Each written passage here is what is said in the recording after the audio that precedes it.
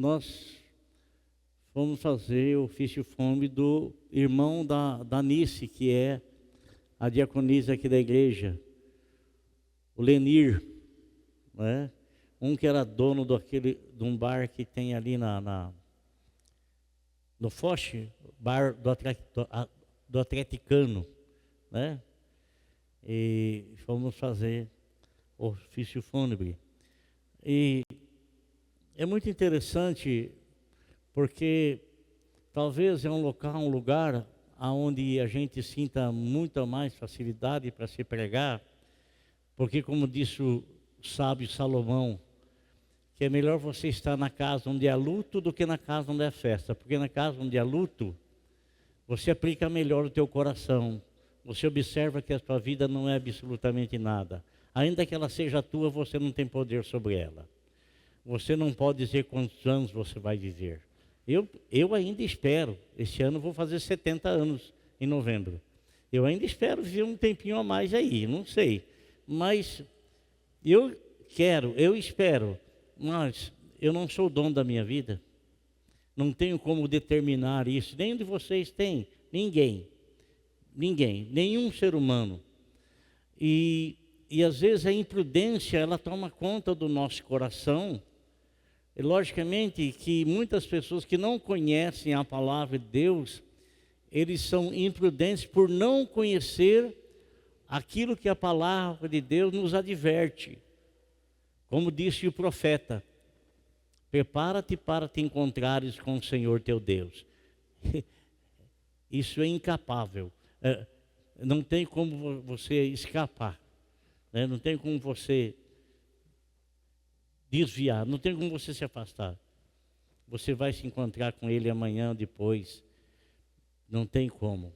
Então, quando há esse alerta sobre a nossa vida, para nós, né?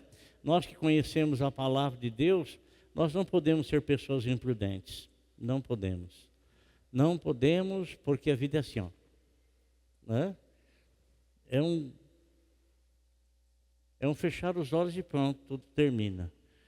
Mas isso vai acontecer com todos nós, mas eu quero fechar os olhos aqui, quero abri-lo na eternidade ao lado de Deus. Eu quero vê-lo, eu quero ver os profetas do Antigo Testamento, eu quero conhecer Abraão, Isaac e Jacó. Logicamente que primeiramente eu quero conhecer Jesus, né? Ver Jesus, né? Porque hoje a gente tem uma ideia daquilo que a Bíblia revela a respeito dele. Temos uma ideia, formamos uma ideia, né? Mas como ele é, realmente nós iremos saber no dia que nós nos encontrarmos com ele. Olha o que a Bíblia fala, irmão. A Bíblia fala que nós mesmos não nos conhecemos, não sabemos como nós somos. Você olha no espelho lá o seu rosto, você olha, né? Você imagina que a tua alma é daquele jeito, que o teu corpo espiritual é daquele jeito, mas não é mesmo. Não é mesmo. Então você não sabe realmente como você é. Você sabe o que você é desse corpo que você tem. Mas no espiritual você não sabe. Então a Bíblia fala que nós iremos nos conhecer como realmente somos. Iremos nos conhecer como realmente somos. E ao reconhecer como realmente somos, nós também iremos conhecer o Senhor Jesus como Ele realmente é. Amém? E nós que somos servos de Deus, e que nós sabemos que Ele vai voltar, né? Então, quando você sabe que Ele vai voltar, então você o aguarda esperançoso. Você sabe que Ele vai voltar.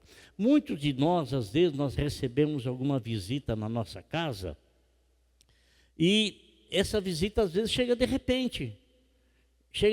Quando essa pessoa chega de repente, você fala, pô, mas por que você não falou que ia vir e tal, né? Então, e outras, elas avisam que vão chegar. Então, você está aguardando aquela pessoa chegar. E na maioria das vezes você se prepara, porque se você vai acolher aquela pessoa na sua residência, você se prepara para acolhê-la, para hospedá-la, você se prepara, né? E nós sabemos que o Senhor Jesus Cristo irá voltar. Sabendo que Ele vai voltar, como deve ser a nossa conduta? Como deve ser a nossa vida? Como nós devemos viver a nossa vida? Fazendo aquilo que Deus revela na palavra dEle, porque ninguém pode fazer o que Deus quer se não souber o que Ele quer. Ninguém pode. Mas se nós sabemos, nós devemos aguardá-lo e devemos, na nossa ação, no nosso agir, no nosso viver, viver esperando-o. É lógico que nós não sabemos o dia nem a hora, mas uma coisa é certa, Ele virá. Da mesma forma que no Velho Testamento houve muitas revelações, muitas profecias a respeito de Jesus, não se sabia exatamente o dia e nem a hora, não sabia que Ele viria, mas sabia que o tempo iria concluir determinadas ações, que iria culminar com a vinda do Messias. Nós também não sabemos quando vai ser o retorno dele, nós não sabemos. Mas uma coisa nós temos convicção, temos certeza, que Ele virá, que Ele vai chegar. E se porventura Ele chegasse agora, se porventura Ele viesse agora, qual seria a nossa reação?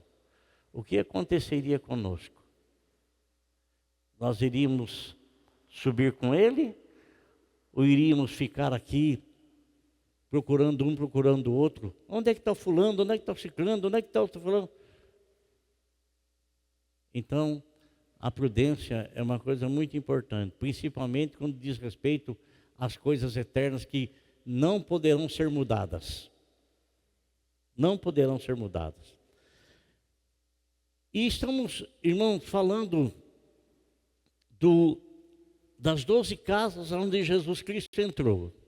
E hoje nós vamos falar da 6ª residência aonde o Senhor Jesus Cristo entrou. E Ele fez um milagre extraordinário. Fez uma coisa fantástica, né?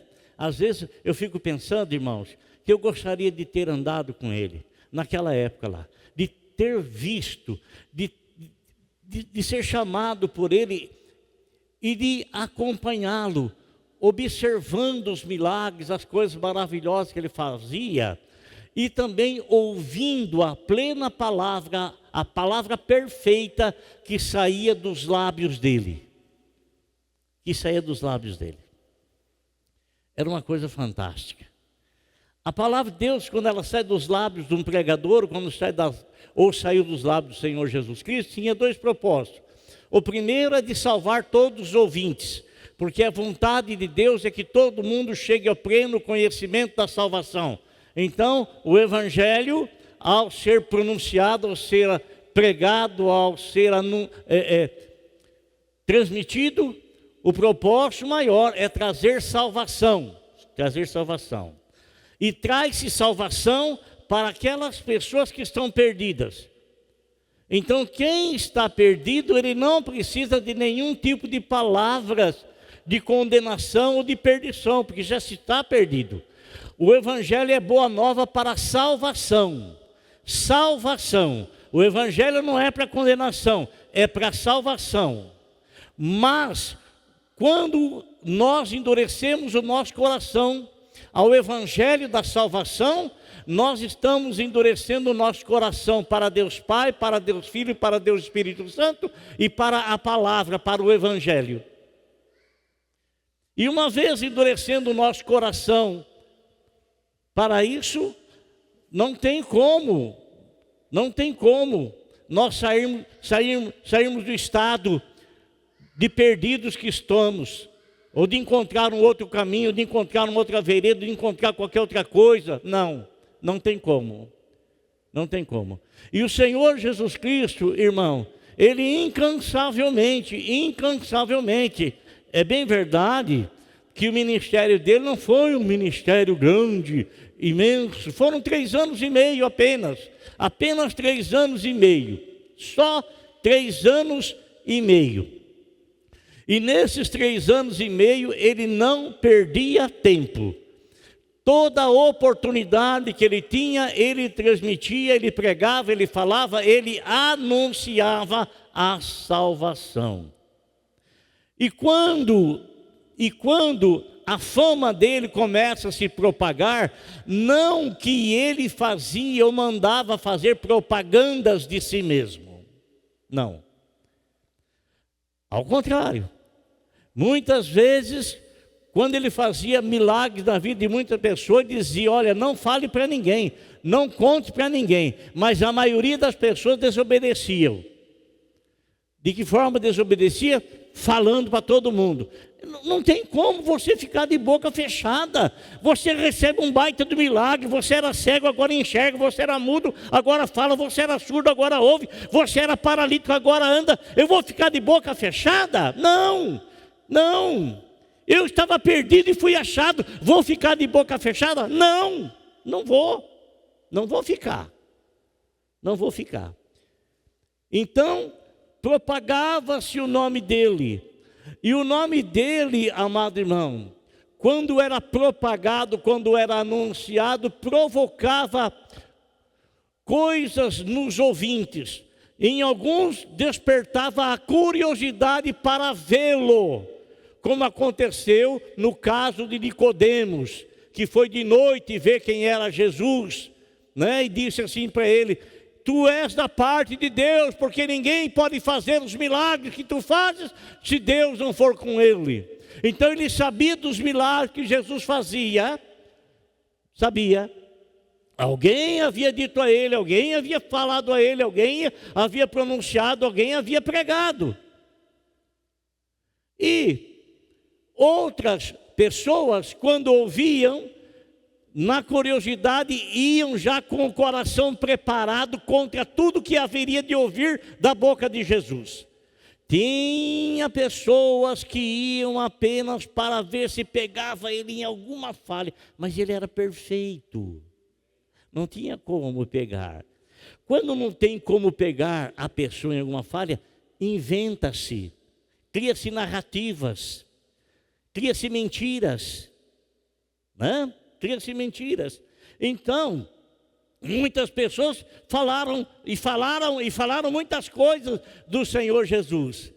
Mas aquelas pessoas que foram até a presença dele, com o coração ávido por ouvir a palavra, por ouvir a salvação, não saíram da presença dele sem receber aquilo que foram buscar. E essa fama do Senhor Jesus alcançou muitas pessoas, não apenas do povo judeu, alcançou também algumas pessoas importantes que faziam parte de Roma, que eram romanos, que eram italianos, porque dominava-se naquela época, naquele tempo, Roma dominava, era o império, dominava o mundo da época, e eles tinham representante em todas as partes do mundo.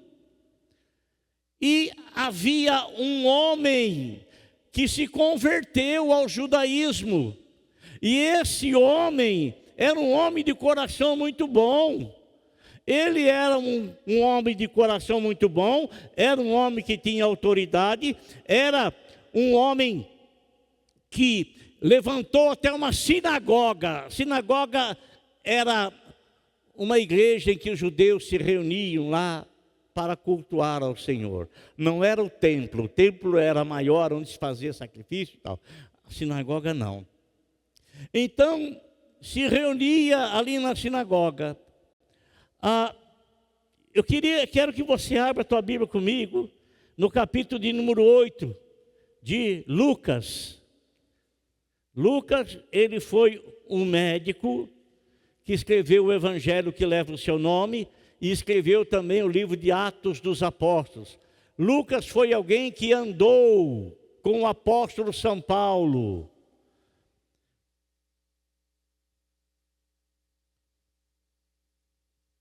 Em 8:40 está escrito assim: quando Jesus voltou, uma multidão o recebeu com alegria, pois todos o esperavam. Então eles estavam esperando, porque sabiam que o Senhor iria retornar ali naqueles locais, naquele lugar. E quando o Senhor Jesus Cristo chegou, eles tiveram uma sensação muito boa, uma sensação muito gostosa, uma sensação de alegria. Os amigos de Jesus, eles sentem alegria ao ouvir falar dele. Os amigos de Jesus sentem satisfeitos ao ouvir falar dele. Os amigos de Jesus, amados irmãos, eles sentem paz quando ouvem o Senhor Jesus. E essas pessoas o aguardavam. Talvez houvesse ali, com certeza, muitas pessoas necessitadas das mais diversas bênçãos. O que é que você está precisando mesmo? O que é que você está necessitando? Faça um pedido para o Senhor. Faça um pedido para Deus. Faça-o sem duvidar. Faça. Se sinta alegre, porque o Senhor, e logicamente não pode ser um pedido imbecil.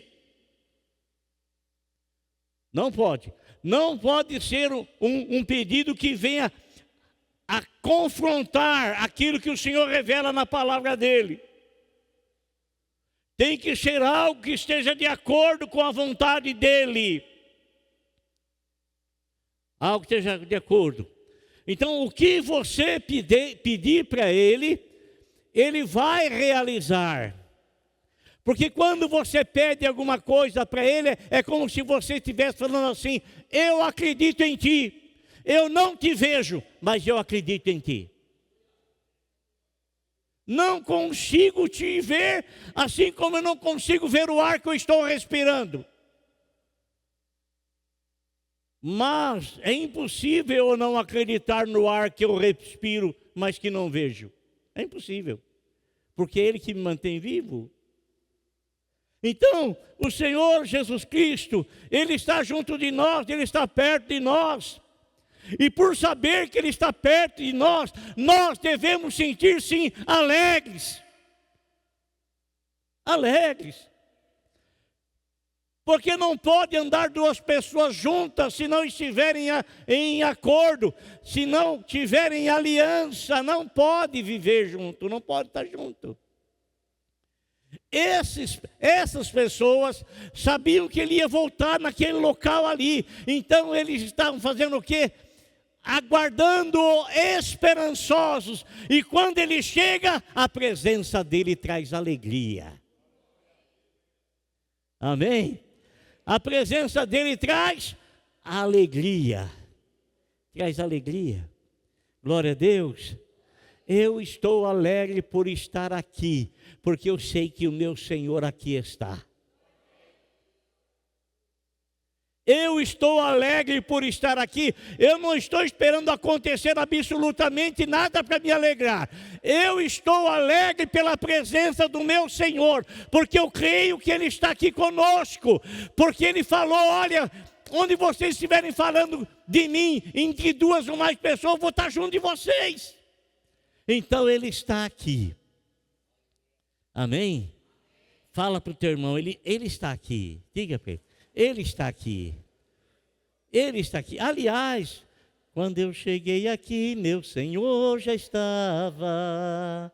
Quando eu cheguei aqui, meu Senhor já estava. No meio da igreja ele passeava. Quando eu cheguei aqui, meu... Amém? Ele está aqui com a gente, irmão. Vamos dar um salve de palma para Ele? Vamos louvá-lo? Louvado seja o Senhor. Ele está aqui conosco, está aqui presente. Está aqui presente. Posso falar uma coisa para você? Quando eu cheguei na igreja, primeiro que entrei na igreja evangélica, falaram que era igreja, eu já comecei a procurar assim as imagens, procurei onde é que estava o fulano, onde é que estava o ciclano, onde é que estava... Não vi nada. Eu não vi nada. Fiquei meio estranho, falando, mas como é que pode?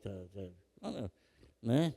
Porque aquela concepção que botaram na nossa mente, que o Senhor estava naquele objeto que o homem fez, desenhou lá e colocou lá, naquele outro. A Bíblia fala que os verdadeiros adoradores de Deus o adoram em espírito e em verdade. Em espírito, dentro do ser, na verdade da palavra. A palavra que revela a pessoa de Jesus é na compreensão dessa palavra que eu adoro o Senhor. Amém? Então, irmão, olha aqui, a Bíblia nos fala o seguinte, tenha paciência comigo, tá? Então, um homem chamado Jairo, dirigente da sinagoga, veio e prostrou-se aos pés de Jesus, implorando-lhe que fosse à sua casa, porque sua única filha, de cerca de 12 anos, estava à morte. Então Jairo, esse homem importante, que edificou uma sinagoga que não era judeu, não era. Edificou essa sinagoga, ele tinha uma filha de 12 anos, e filho único, filha única, irmãos. Os pais colocam todos os sonhos deles, não reparte com outro porque não tem outro filho, é só aquele filho lá. Os pais planejam, os pais sonham, os pais sonham muitas e muitas coisas para o filho. Mas, assim como você sonha muitas coisas, você sonhou muitas coisas, você sonhou quando você tinha lá a sua idade de primário, 7 anos, você sonhou quando teve a sua pré-adolescência, você sonhou quando você teve adolescência, você sonhou quando você entrou aí na juventude, né? Você sonhou, e muitos dos sonhos que você teve foram abortados, morreram e ficaram no esquecimento da tua mente, e ficaram no esquecimento dos desejos do teu coração, morreram. Os pais sonharam muitas coisas para esta menina de 12 anos. 12 anos. Mas, irmãos, esta menina, quando o pai chega para Jesus e fala para ele: Senhor, eu quero que o Senhor desça comigo até a minha casa, porque a minha filha, ela está à morte, está para morrer. O que o Senhor vai conversar com ele? Em outro evangelho, tem o complemento dessa palavra, em que o Senhor disse assim para o pai: eu irei com você e darei saúde para a tua filha. Nossa, irmão, você tem a menina de 12 anos, está à beira da morte, e você não vê absolutamente nada que poderá ajudá-lo ou ajudá-la a sair daquele estado. De repente você conhece alguém de quem alguém já te falou, que ele era poderoso, que ele era grandioso, que ele é fantástico, é maravilhoso, é magnífico, tem todo o poder. E você vai e fala para essa pessoa, está da tua filha, e ele fala assim para você: eu irei e darei saúde para ela. Imagine o coração desse pai como que não ficou. Ressuscitou a esperança. Ressuscitou a esperança. E o Senhor Jesus Cristo está descendo com Jairo para a sua residência, para a sua casa. E eles estavam uma certa distância, e eles estão indo, estão caminhando. De repente chega alguém lá da casa de Jairo, e não traz uma boa notícia, traz uma notícia que vem contradizer aquilo que o Senhor Jesus Cristo disse: eu vou lá e vou dar saúde para ela. Aí chega alguém e traz uma notícia que confronta essa palavra do Senhor. chegam para Jairo e falam: olha, não incomodes mais o mestre, porque não há mais jeito algum para a tua filha, porque ela acabou de morrer. Acabou de morrer. Não tem mais o que fazer, não tem mais jeito. Essa é a visão humana, essa é a visão aonde termina a capacidade do homem. Mas, irmão, quando Jairo ouve aquilo, ele cai em prantos, ele se desespera, era a minha filha única. Mas Jesus, ele não se intimidou com aquela palavra. Não se intimidou. O Senhor Jesus Cristo apenas diz para ele: creia somente. Joga fora a dúvida. Joga fora essa palavra que você ouviu, não deixa ela entrar no teu coração. Quantas vezes, irmãos, quantas vezes a gente está com uma expectativa boa, a gente está animado. Quantas vezes, amado irmão, a gente está tão motivado, tão alegre, tão feliz, que a gente vai contar o motivo da alegria para alguém, e quando você revela para alguém que você está feliz, está alegre, por causa disso, aquela pessoa te joga um banho de água gelada, ou te joga um balde de água gelada, quer apagar o seu estímulo, quer apagar a sua fé, quer apagar o seu ânimo, quer apagar a sua confiança, quer apagar a sua esperança. Foi isso que aconteceu com Jairo. Mas o Senhor Jesus Cristo não arredou o pé daquilo que ele havia falado. Creia somente. Olha aqui, rapaz, olha aqui, irmã, olha aqui, irmão.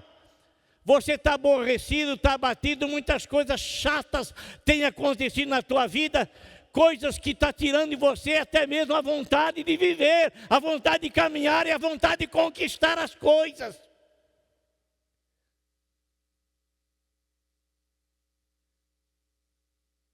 Tenha bom ânimo. Tenha bom ânimo. Tenha bom ânimo. Continue crendo, continue acreditando, continue. Você sabe, amado irmão, que tem uma época, eu não sei bem precisar que época é essa. Vocês, muitos irmãos, são muito mais experientes do que eu nisso aí, poderão precisar, mas eu não sei. Uma época que você tem que podar as árvores. Tem que podar as árvores. E elas ficam tão feinhas. Não ficam mesmo? Ficam tão feias, poda tudo, poda. Não sei que época que é, não sei se cada planta tem uma época certa de fazer isso, mas eu creio que tem, a época certa. E às vezes você olha para aqui e fala: mas que coisa feia, que coisa feia. Tem momento na nossa vida que é assim, irmão. Tem momento na nossa vida que parece que as coisas são podadas. E por serem podadas, a gente às vezes fica observando o nosso íntimo, o nosso ser. E às vezes a gente cai numa tristeza, num aborrecimento, porque infelizmente a gente não consegue olhar além daquilo que o nosso nariz aponta. Não conseguimos. Mas o Senhor que pode sobre todas as coisas, Ele é aquele que permanentemente fica firme com aquilo que Ele prometeu. Ele não arreda pé de absolutamente nada. Certo homem chegou, o dono das terras chegou para a pessoa que tomava conta para ele de umas terras, e olhou e tinha uma árvore que estava lá ocupando um grande espaço, mas que não produzia absolutamente nada. Nada. E o dono falou assim para aquele homem que tomava conta da agricultura ali. Falou: olha aqui, vou meter o machado nesse negócio, vou arrancar daí, porque isso aí está ocupando a terra inutilmente. Mas aquele homem que era um homem experiente, que mexia com a terra, que mexia com o planta, falou: não, espera um pouco. Vamos esperar mais esse ano. porque eu vou cavar em volta dela, eu vou podá-la, eu vou cavar em volta dela, eu vou colocar adubo, vou preparar. Aí então, se no ano posterior não der absolutamente nada, a gente arranca.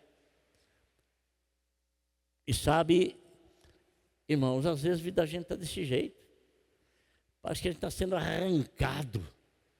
Sabe? Parece que estão querendo tirar. Às vezes as pessoas querem nos arrancar, querem tirar o nosso ânimo, querem tirar o nosso estímulo, querem tirar a nossa fé, querem tirar a nossa esperança. Olha aí. Glória a Deus, né? Quer fazer isso. E não poucas vezes a gente se deixa levar. Não poucas vezes a gente concorda com as palavras negativas e deixamos as palavras de Cristo de lado. O Senhor disse para ele assim, ó, creia somente, não tenha medo não, não tenha medo, creia somente. E o Senhor continuou andando com aquele homem, com aquele rapaz, com Jairo. E quando chega na casa desse, já está lá um culto fúnebre, que para os judeus eram 7 dias de lamento, 7 dias de choro. Assim como o casamento era 7 dias de festa, o luto era 7 dias. E eles não ficavam, irmãos, velando o corpo. Não ficavam. Morria, já levavam à sepultura e ficava chorando em volta da sepultura. Você lembra de Lázaro, não é? Que fazia 4 dias que estava sepultado e as pessoas lá perto do túmulo chorando.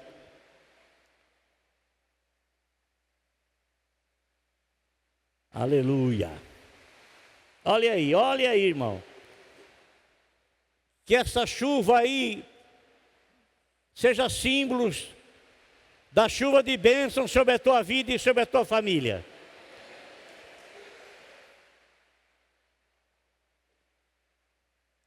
Se estiver chovendo em você aí, pode fechar as janelas aí, viu? Se está venteando um vento frio aí, também você pode fechar se você quiser. Porque eu senti aqui um arzinho mais fresco aqui em cima. Pode encostar aí.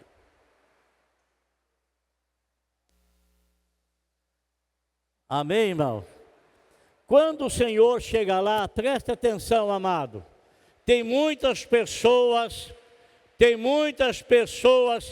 que elas não têm fé suficiente para crer. Fecha aí para mim, faz favor, irmão, por favor.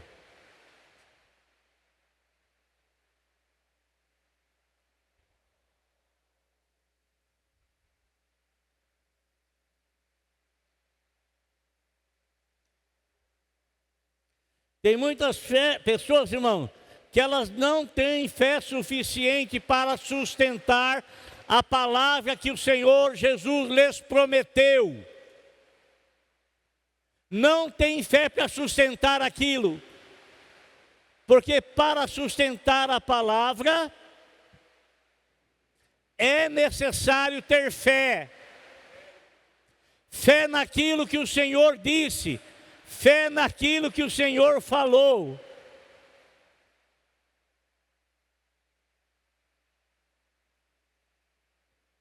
Amém? Fé naquilo que o Senhor... você recebeu alguma palavra do Senhor Jesus? Então, tenha fé para sustentar essa palavra, como fiel e verdadeira que ela é. Tenha fé, porque ela vai se cumprir. Ela vai se cumprir da maneira como ele falou, ela vai se cumprir. Quando ele chega na casa de Jairo, e ele fala assim para aquele pessoal que está chorando, a menina está dormindo, né? Aquelas pessoas começaram a zombar dele, porque sabiam que ela estava morta. Sabiam. Mas irmãos, olha só, o Senhor Jesus Cristo então manda sair todo mundo, todos os incrédulos que estavam lá, e ele chama o pai e a mãe da menina, Pedro, Tiago e João, e adentram lá no quarto onde a menina estava. E quando ele vê aquele corpo estendido, ele quer trazer de volta o sonho dos pais.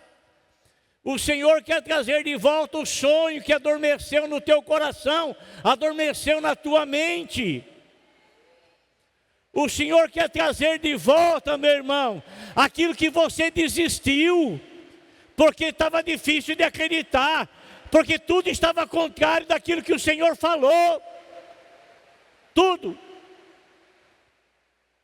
Nada estava cooperando com aquilo que Ele está falando. Nada. Ó Jesus, o dia aqui declina. Olha aí.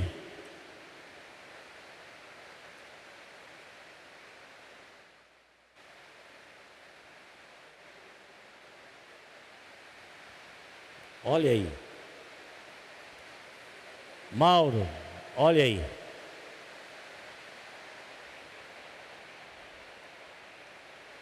Vocês estão me ouvindo aí no fundo aí? Então, eu estou preocupado aqui de vocês não estarem me ouvindo. Mas tudo bem. Estão me ouvindo? Tá bom. Então, irmão,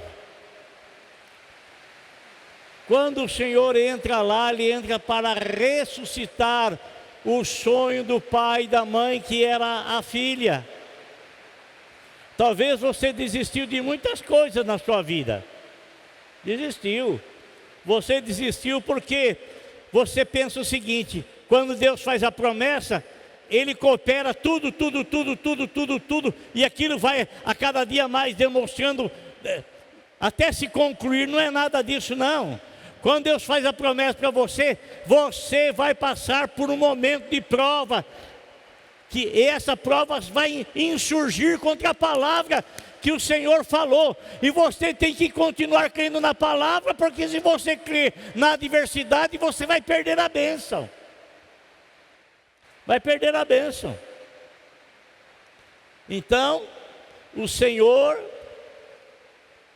Jesus olha aquela menina estendida e com muita calma, com muita convicção, com muita coragem que ele sempre teve, ele fala para a menina: Talita, a ti te digo, levanta-te. E estende a mão, segura na mão dela e ela abre os olhos. Ela abre os olhos, ele a levanta e ele a encaminha para os pais. Permita que o Senhor devolva os seus sonhos. Permita que Ele encaminhe e ressuscite os teus sonhos e encaminhe-os para você novamente. Permita, creia, acredite, creia, acredita, creia que Ele é poderoso para fazer.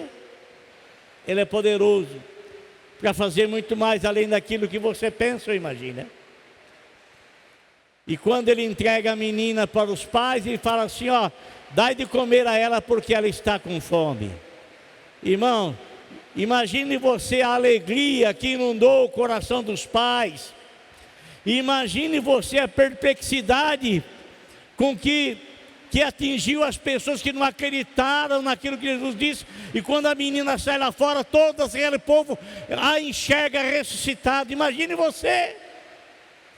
Você vai ficar perplexo com a bênção que o Senhor vai derramar sobre a tua vida, porque Ele é poderoso para fazer por você muito mais além daquilo que você pede ou pensa.